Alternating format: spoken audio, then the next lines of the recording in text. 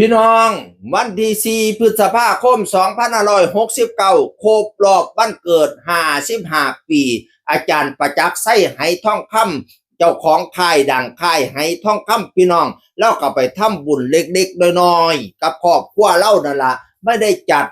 อะไรใหญ่โตแค่อยู่ที่บ้านกับแม่และพี่ๆน้องๆรับพรอันประเสริฐและเป็นมงคลจากพระคุณเจ้ารับพรจากแม่สุดยอดแล้วขอบคุณน้องพ่อเยียน้องแดงน้องมุ้ยจัดหาเค้กมาเป่าต่อหน้าพระตอนสันเพลว่าสันวานะขอบว่าเราทำบุญกับขอบว่าแบบเล็กๆน้อยๆสาธุได้บุญหลายละล่ะพี่น้องเฮ็ดกับขอบว่าเฮ็ดกับเมเฮ็ดกับพระสงฆ์องค์ข้าเจ้า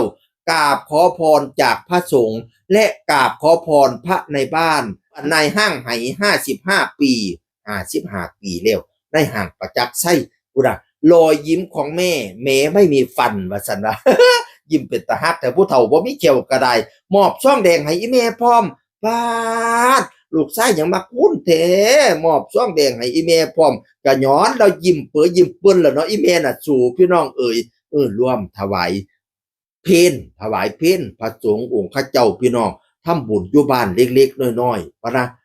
มีความอบอุ่นดีให้พี่น้องป้องไปแล้วก็มาพอสมหวนสมควรคุณน่ะอีเมมอบเค้กวันเกิดแฮปปี้เบิร์ธเดย์ให้ลูกชายพี่น้องโอ้ยจะมันดีใจน้ำเพิ่นเนาะขอบความอบอุ่นพี่น้อง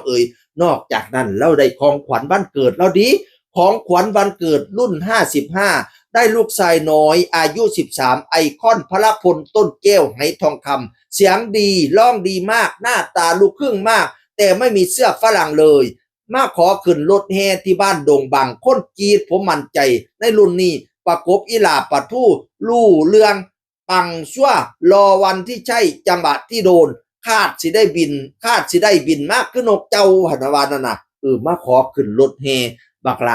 ลาอันไอคอนพลาพ้นต้นแก้วมาขอขึ้นรถแห่แล้วก็เลยเสียมาปั่นติดรุ่นเนี่ยของขวัญรุ่น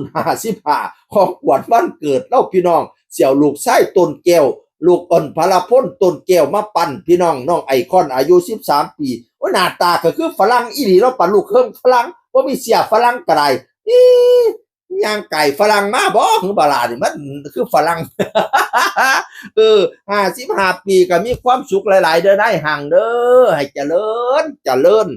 ให้เจ้ากรรมเจ้าคุณเพิ่มพูนไพศาลบริวารปั๊มพร้อมคนน้อมนับถือเงินคำอย่าได้ขาดมือขาดถงขาดไทยให้ได้อยู่บ้านหลังใหญ่ผาศาสตร์เงินผาศาสตร์คำห้อยขาแห่น้ำพ่อหมื่นพ่อแสนใส่ข้อใส่แขนชุ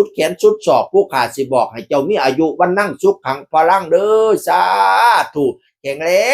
งให้เจ้าแจ้งปันดาวให้เจ้าเขาปันไฟความเจ็บยะสุได้ความไข่ยะสุมีให้เจ้าแข็งปันผ้าให้เจ้ากล้าปันตะวันถึกเดชกะยะไม่เป็นไข่กะยะมองสุดไปพ้นให้เจ้าพ้นมาไม่สุดไปไม่ให้เจ้าแตกยอดมาไปกะยะฆ่ามากกะยะของอย่าได้มนขึ้นตองอย่าได้มองขึ้นเท่าอย่าได้เกาเสียสีให้ว่านั่งดีสีใสสองพละกำลังปองไพ่ตองอย่าได้มีสุขีลนกำลังคนหล่นลื่นอายุยืนหอดลอยจนสิ้นศาสนาสา